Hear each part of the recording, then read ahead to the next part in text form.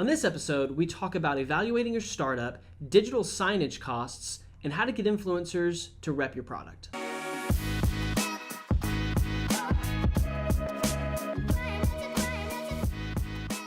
Hey everybody, welcome to episode 31 of the AskEngine show. It is our month one of doing it.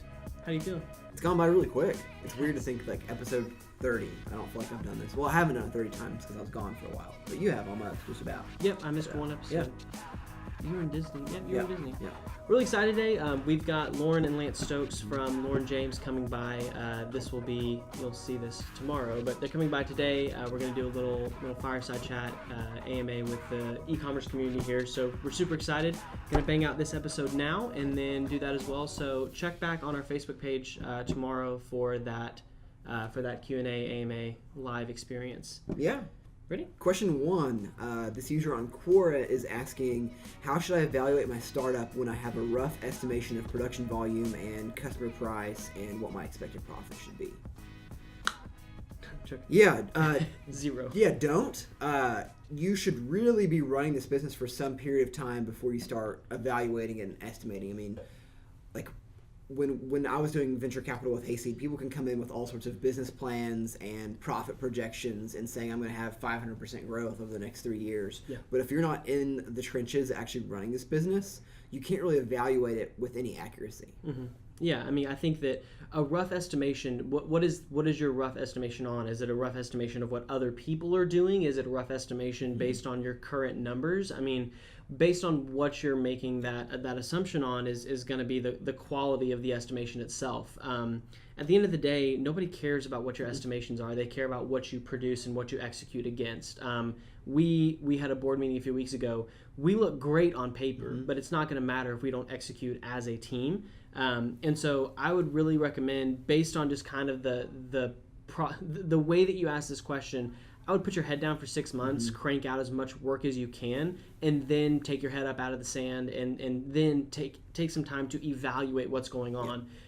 For practicality's sake, you should be evaluating what you're doing every single day. So once you're kicked up, like once we're actually live with our product, every single day we're going to have a roundup at the end of the day and say what went well, what didn't, are we hitting our goals, are we hitting our metrics. You've got to be ruthless about the measurement, because ultimately when you have a startup, when you have a limited amount of time to grow, you've got to be ruthless in prioritization and focus. And so if we're doing something that's not serving us either in a macro or in a micro situation, we need to stop doing that. And so that's what I would recommend is understand your KPIs, understand the metrics that you need to measure daily, measure those, and then put your head down for 6 months and just crank out work. Yeah, it's about execution. I mean, your metrics could be trash if the market changes around you.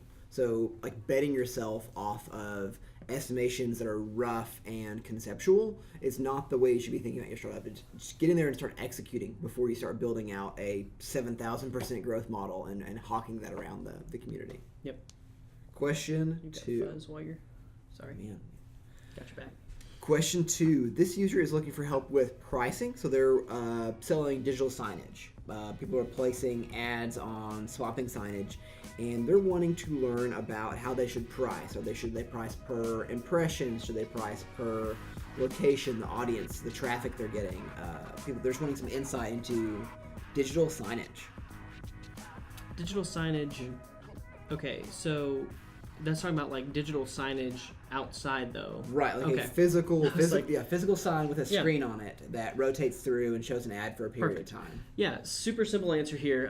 Don't go on a CPM basis, mainly because you're not objectifying, you're commoditizing what your sign is. You've got to sell much more than the CPM. The difference between a $40,000 a month sign and a $4,000 a month sign in New York is what part of New York it's in. Who's seeing that sign?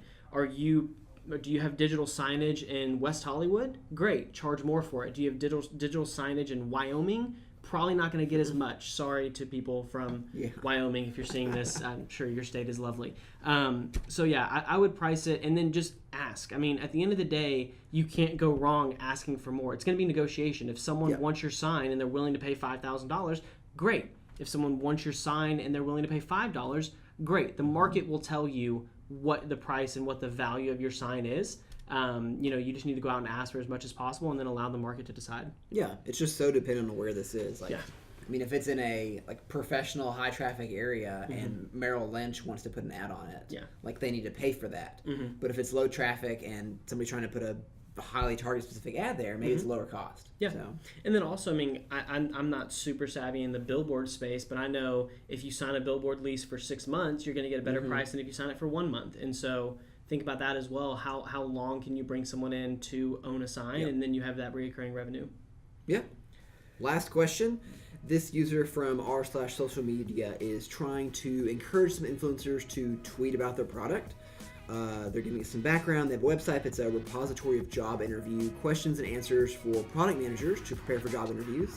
They can answer the questions, give feedback, say I've seen this in an interview or not. It's growing, and then now they're trying to get this out in front of influencers. So how do they do this? How do they encourage influencers to tweet out their product? Yeah, so he mentions here that he's hoping to find a way to do this for free because he's not paying himself. I've got very stark news for you. Nobody cares what you're paying yourself. Your profitability is not the influencer's problem.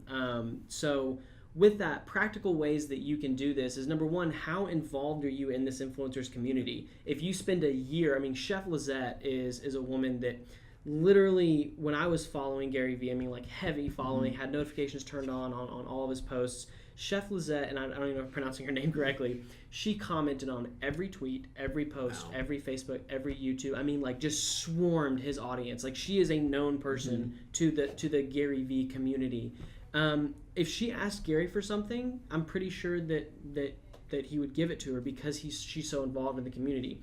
If you roll up on somebody, if I came to you and said, "Hey Rick, I'm trying to sell this coffee mug. Will you buy this coffee mug from me, or will you share this with your followers?" You have all the leverage. You don't know me. I've not given anything to you. So you need to think about this in terms of leverage. What can you influence these influencers with for them to tweet out? It's a transaction. If they're your friend, it's not a transaction. But if they don't know you, it's a transaction. They may want money. They may want something else. Figure out what you can do to get them to tweet it, because at the end of the day, you're taking something from them, so you want to give something back. Well, and it goes back to one of Engine's core values too: is give before you take. If you come up and say, "Hey, I need you to do X, Y, and Z for me," why are they going to respect that?